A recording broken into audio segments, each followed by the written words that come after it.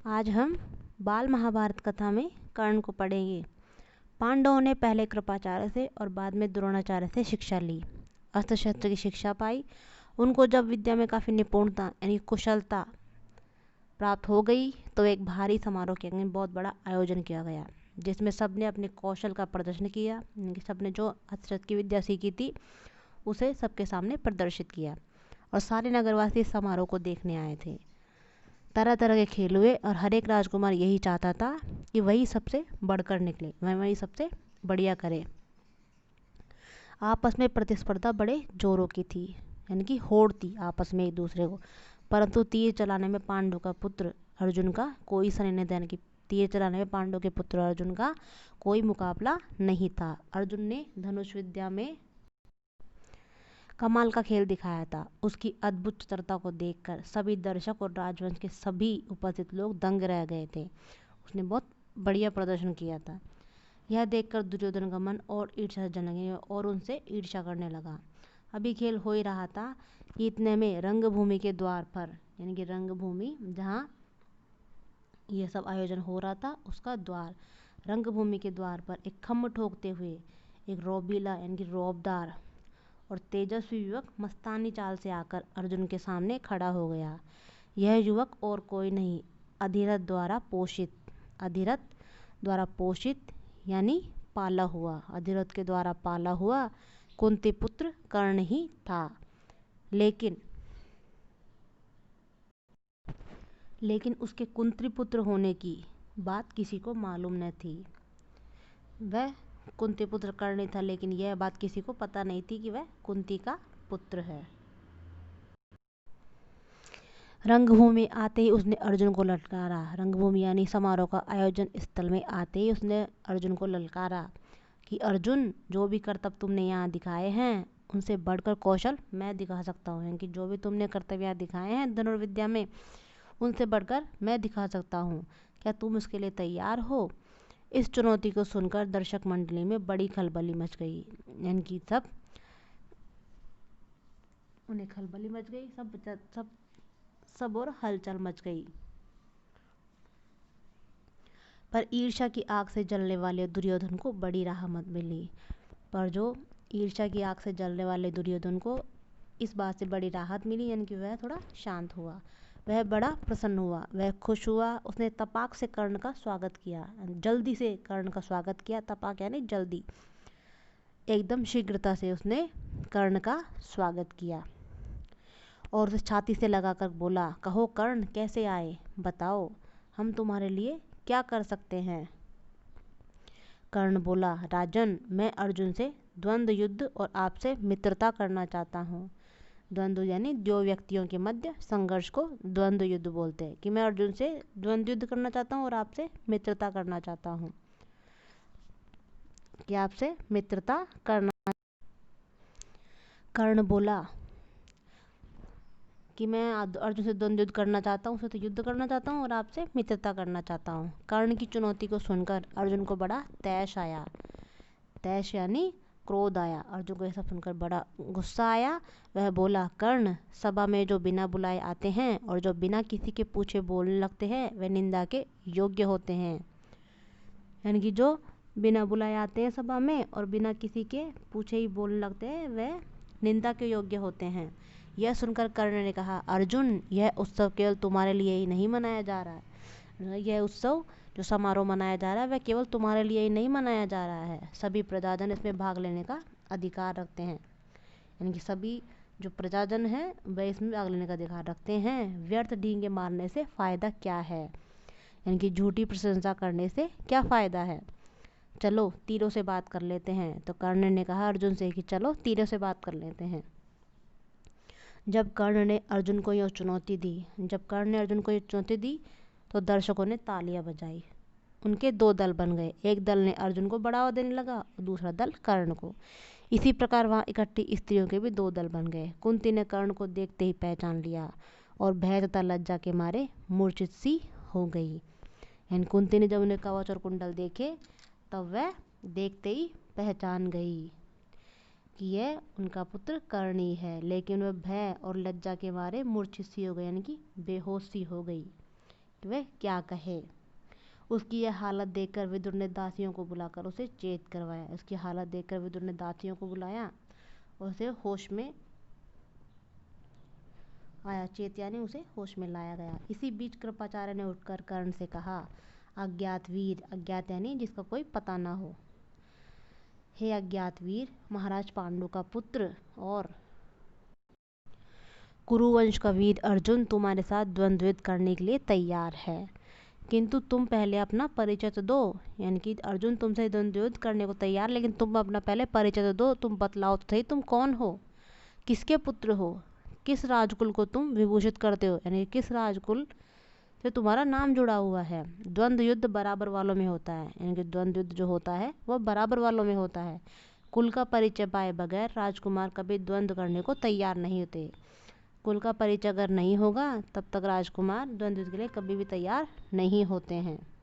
कृपाचार्य की यह बात सुनकर कर्ण का सिर झुक गया। कृपाचार्य ने जब ये बात कही तो कर्ण का सिर नीचे झुक गया। कर्ण को इस तरह देखकर दुर्योधन उठ खड़ा हुआ और बोला, अगर बराबरी की ही बात है तो मैं आज ही कर्ण को अंग देश का राजा बनाता हूँ। तो दुर्योधन ने कहा कि अगर बराबरी की बात है तो मैं आज ही कर्ण को अंग देश का राजा बना देता हूँ।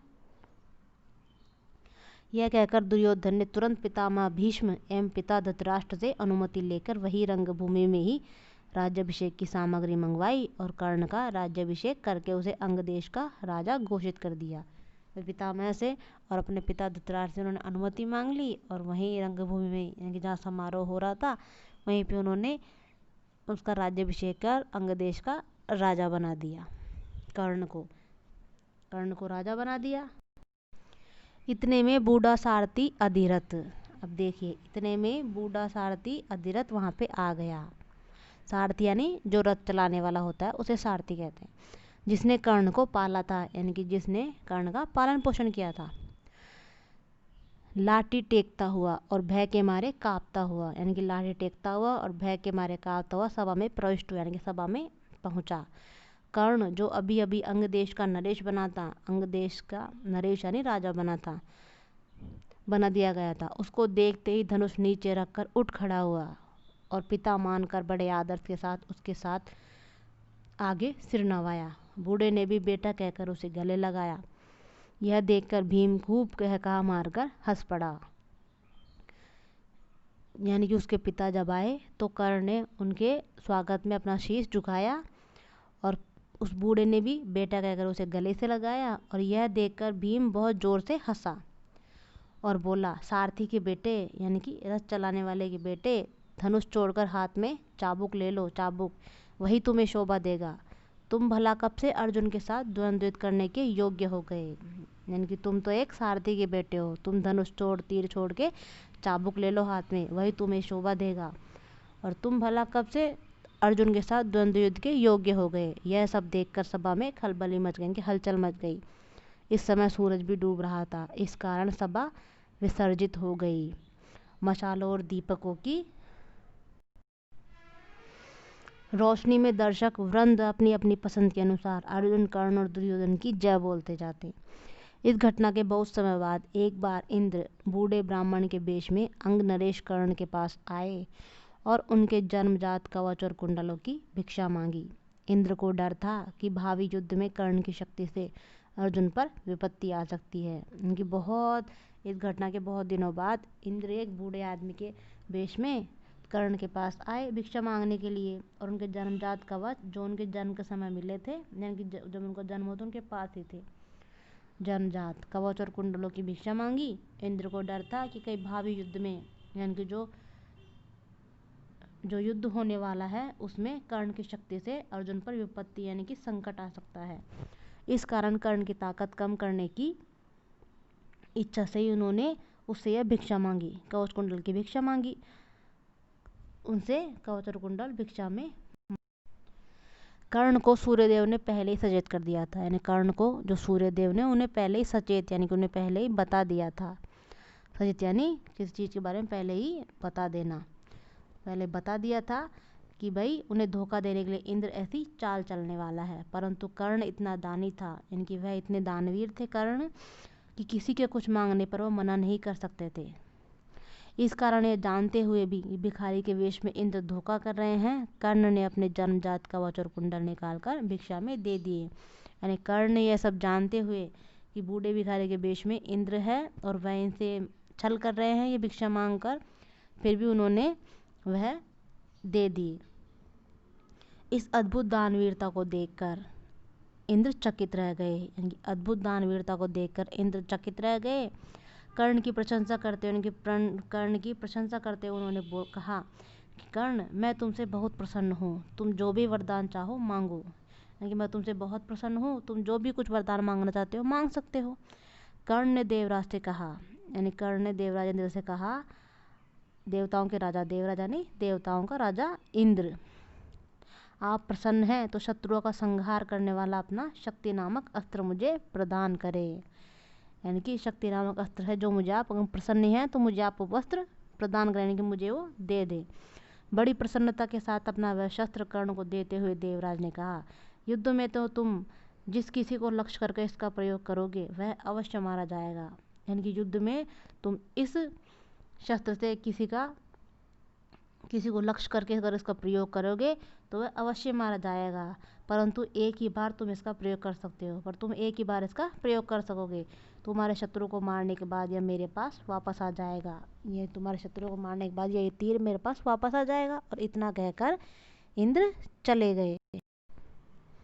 एक बार कर्ण को परशुराम जी से ब्रह्मास्त्र सीखने की इच्छा हुई, इसलिए वह ब्राह्मण के वेश में परशुराम जी के पास गया और प्रार्थना की कि उसे शिष्य स्वीकार करने की कृपा करें। यानी कि उसे अपना शिष्य बना ले और ब्रह्मास्त्र सिखाएं। परशुराम जी ने उसे ब्राह्मण समझकर शिष्य बना लिया। इस प्रकार छल से कर्ण ने ब्रह्मास्त्र चलाना सीख लिया। एक दिन परशुराम कर्ण की जांघ पर सिर रखकर सो रहे थे। इतने में एक काला भौरा कर्ण की जांघ के नीचे घुस गया और काटने लगा।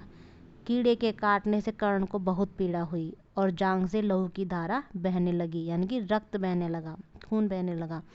पर कर्ण ने इस भय से कि कहीं गुरुदेव की नींद न खुल जाए, जांघ को जरा भी हिलाया डुलाया नहीं।